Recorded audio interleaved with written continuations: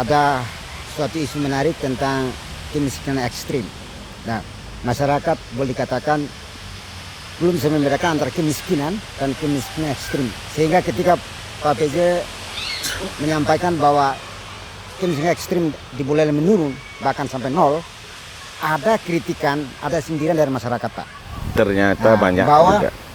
Bahwa masyarakat masih banyak yang miskin itu. Ada warga Buleleng yang bunuh diri di Badung, kakak beradik yang loncat di jembatan itu. Nah, bagaimana Bapak menjelaskan antara kemiskinan ekstrim dengan kemiskinan supaya tidak ada kesalahpaham di masyarakat? Iya. Untuk masyarakat Buleleng yang saya cintai, saya ingin menjelaskan posisi kedudukan antara miskin ekstrim dengan garis kemiskinan. Orang dikatakan miskin ekstrim apabila dia memiliki pendapatan, ya ini pendapatan loh Pak ya, 362.000 per kapita per bulan. Di bawah itu dia masuk miskin ekstrim. Beda dengan garis kemiskinan. Garis kemiskinan itu adalah resultante dari sebuah kondisi ekonomi masyarakat yang telah ditetapkan pada satu standar. Kalau di bawah garis kemiskinan dia namanya miskin, bukan miskin ekstrim. Tetapi yang kita tangani kemarin itu menjadi prioritas program nasional karena target Pak Presiden saat itu adalah 2024 kemiskinan ekstrim secara nasional harus diturunkan serendah mungkin. Nah, kita menangani itu di Buleleng pada kategori kedudukan dia miskin ekstrim. Sehingga apa yang kita lakukan? Bahwa dari 10.270 sekian turun menjadi 5.000. Setelah itu turun lagi menjadi 327 kalau nggak salah. Setelah itu turun menjadi 0. Miskin ekstrim, bukan garis kemiskinan. Kalau masalah garis kemiskinan ini akan terus dinaikkan stratanya Pak. Karena faktor-faktor yang penentu dia masuk dalam kategori garis kemiskinan dengan miskin ekstrim berbeda. Di seluruh Indonesia, kota-kota yang maju, ada orang miskin. Ada. Tetapi kalau kita ditanya apakah ada miskin ekstrim, bisa ada, bisa tidak. Karena faktornya yang berbeda. Seperti itu. Ini sudah sangat-sangat miskin. Itulah yang kita harus naikkan mereka. Dengan cara apa? Satu, apa penyebab dia miskin ekstrim? Ibaratnya kalau orang sakit, apa sih sakitnya mereka? Apa penyebabnya? Obatnya harus itu. Nah, untuk mengatasi kemiskinan ekstrim itu, bagaimana langkah-langkah Bapak sehingga sampai ke nol? Yang pertama ada identifikasi dulu. Berapa jumlah data itu harus benar dulu. Kalau data itu sudah benar, kita akan bisa melihat apa penyebab mereka miskin. Setelah itu pada umur berapa dia?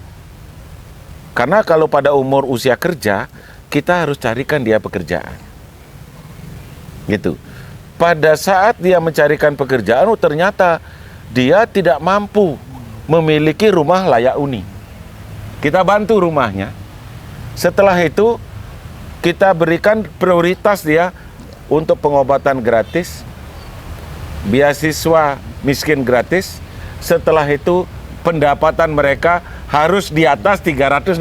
Kita bantu. BSU 450.000. Sehingga syarat-syarat dia dikategorikan miskin ekstrim sudah hilang. Itulah yang kita laporkan. Karena bukan kita yang mengklaim, itu ada surat keputusan Menteri PMK bahwa Buleleng itu sudah diginikan 0. Seperti itu Pak. Satu isu menarik juga tentang infrastruktur Pak PJ Bupati. Disadari bahwa memang faktanya sekarang banyak jalan-jalan yang rusak. Kalau tidak salah dalam tahun lalu Bapak anggaran APBD fokus kepada infrastruktur, perbaikan infrastruktur. Nah, bagaimana realisasinya Pak? Untuk pembangunan infrastruktur itu adalah satu urat nadi sebenarnya. Infrastruktur tidak hanya jalan, Pak. Tapi infrastruktur itu adalah bisa gedung, bisa bangunan-bangunan yang berkaitan dengan pelayanan publik, bangunan-bangunan yang bersifat privat, publik, ya, sehingga kita bedah dulu jalan. Ada jalan yang kadangkala agak miris kita melihat ada 32 tahun dia tidak diaspal. Itu ada di daerah Pakisan, Banjar, Klandis. Kita sekarang, dan itu panjang. Yang kedua, ada juga jembatan di Manuk Sese. Bisa nggak dibayangkan 2018 tuh. Akses satu desa dengan desa yang lain melalui jembatan itu. Apabila kita tidak perbaiki, maka desa A mau menuju ke desa B itu keliling dulu, Pak. Itu kita perbaiki. Yang ketiga adalah di Dusun Bayan. Karena dia itu adalah potensi di bidang pertanian, kita juga perbaiki. Yang keempat menyangkut masalah di Jagerage. Jalan di Jagerage. Yang kelima adalah jembatan. Ada juga di masing-masing kecamatan di Buleleng itu memang kita bagi. Tetapi tidak bisa semuanya, Pak. Begitu luasnya Kabupaten Buleleng. Tetapi saya selaku birokrasi, saya tidak akan melihat warna. Sekali lagi, saya tidak melihat warna apapun. Yang saya lihat bagaimana pemerataan itu. Pemerataan tentunya tidak bisa kita lakukan secara menyeluruh, Pak. Seperti itu. Kemarin itu dari kecamatan di Jekule, setiap kecamatan ada, Pak. Ada. Sampai dengan kecamatan Busung Biu, sampai dengan di Grogga, sampai dengan Banjar. Tetapi saya mohon maaf kepada masyarakat Buleleng yang kami cintai, belum bisa untuk memenuhi keinginan harapan masyarakat, karena satu, banyak sekali, panjang sekali jalan yang menjadi urusan kewenangan kabupaten. Di sisi lain, anggaran infrastruktur yang kita miliki sangat terbatas, sehingga kita melakukan skala prioritas pemerataan sehingga tiap-tiap kecamatan itu ada, Pak, seperti itu. Berikutnya yang menarik, yang seksi sekarang kan masalah P3K, Pak. Sebagai kado terakhir Bapak untuk anak-anak P3K, sudah sejauh mana penanganan P3K itu sekarang? Kaitannya dengan P3K, itu adalah harapan dari semua pegawai non-ASN. Tetapi undang-undang ASN mengamanatkan bahwa orang yang bekerja di pemerintahan harus memiliki status yang jelas. Status yang jelas itu apa? Harus dia berstatus sebagai ASN, aparatur sipil negara. ASN itu ada dua, ada PNS, ada P3K. Khusus untuk P3K, mengingat bahwa amanat undang-undang ASN yang baru, bahwa Desember ini sudah tidak ada lagi, maka kebijakan komitmen yang kita ambil selaku PJ Kepala Daerah sekaligus sebagai pejabat pembina kepegawaian, bagaimana tenaga non-ASN kita atau istilahnya tenaga kontrak memiliki status yang jelas di dalam dia berkedudukan bekerja di pemerintah. Atas dasar itulah maka tenaga-tenaga kontrak yang memenuhi persyaratan yang memenuhi kualifikasi, pertama, kita mengusulkan formasi. Astungkare formasinya turun. Setelah itu dari formasi itulah kita mengisi dengan melalui tes. Tapi kita juga sadar, Buleleng itu banyak sekali, Pak, tenaga kontraknya. Dan ini adalah harus kita perhatikan. Karena bagaimanapun juga tenaga non-ASN itu memberikan kontribusi terhadap pembangunan, terhadap urusan-urusan pemerintahan. Atas dasar itulah kebetulan saya adalah secara definitif Kepala Badan Kepegawaian daerah provinsi, kita berupaya untuk memberikan status yang jelas kepada tenaga non-ASN di Kabupaten Buleleng. Astungkare Pak, bahwa pada tahap pertama sebanyak 3.000 sekian itu sudah pengumumannya lulus, dan mudah-mudahan tidak ada aral melintang tanggal 17 ini Pak, 17 Februari kita akan menyerahkan persetujuan teknis semacam nomor induk pegawai P3K. Dirangkaikan dengan pelepasan kami, saya selaku pejabat bupati yang nanti berakhir pada tanggal 20 Februari ini.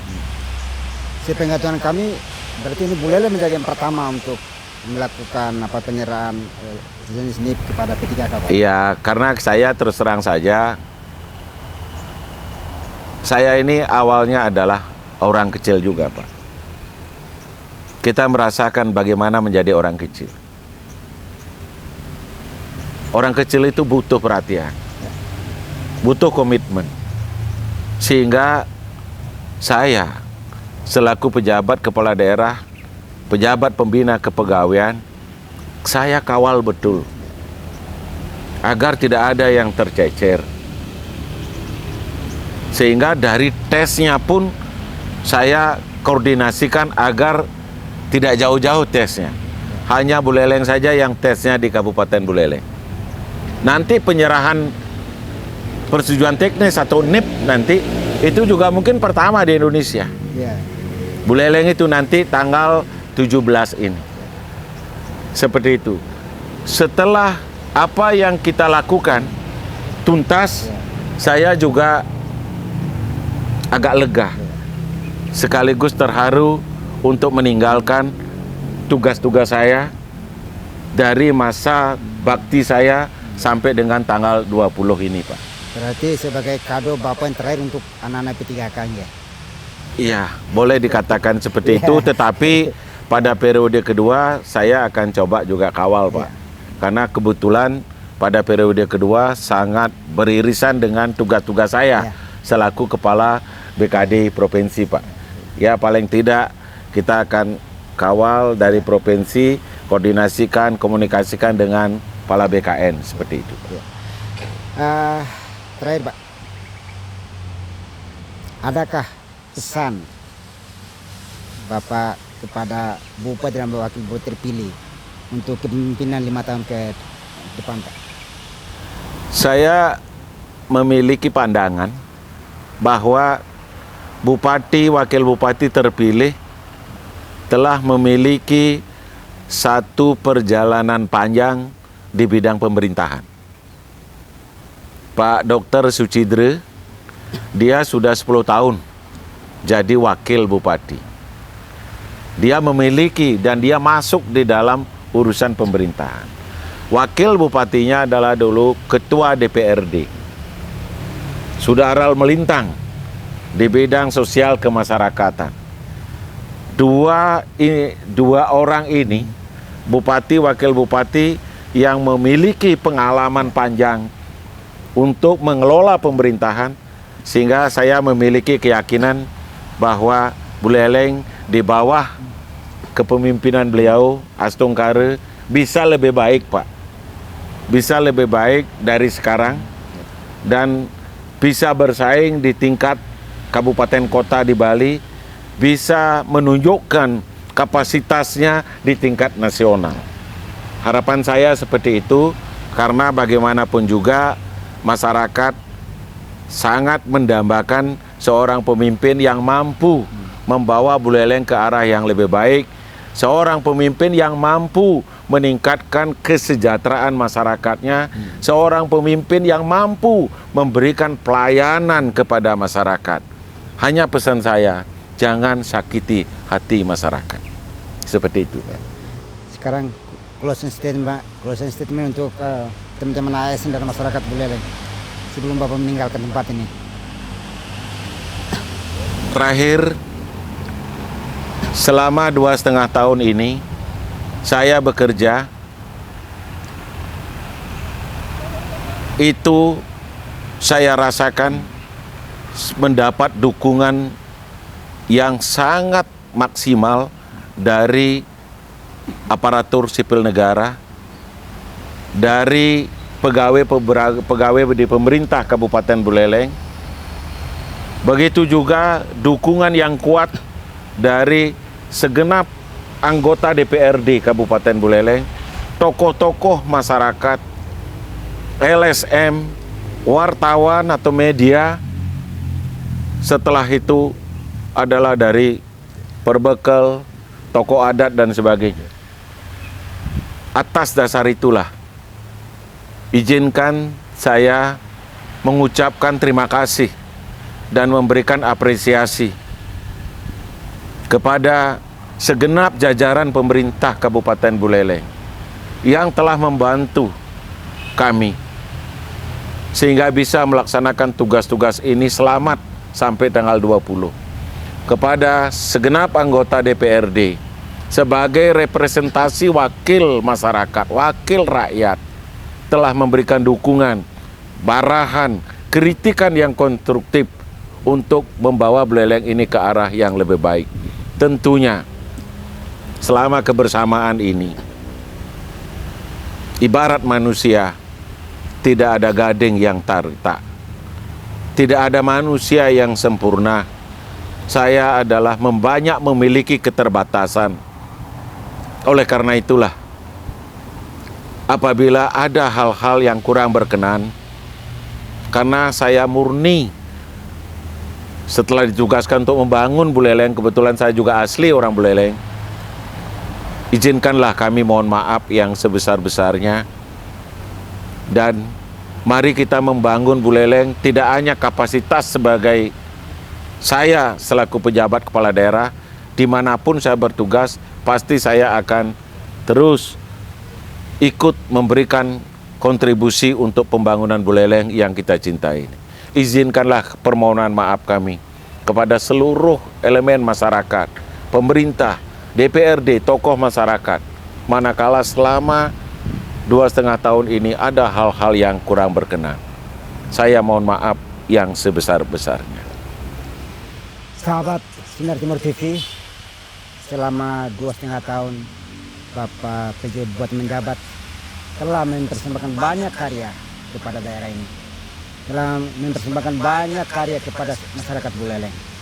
Sebagai masyarakat yang beradab dan bermartabat, kita tidak boleh lupa harus berterima kasih kepada beliau, walaupun hanya waktu singkat 2,5 tahun telah berkarya untuk Kabupaten Buleleng. Pak PJ Bupati, terima kasih atas karya dan pengabdian Bapak. Semoga semuanya itu tercatat rapi dalam perjalanan pemerintahan Kabupaten Buleleng. Saya tutup dengan para Masanti. Om Santi, Santi, Santi, Om.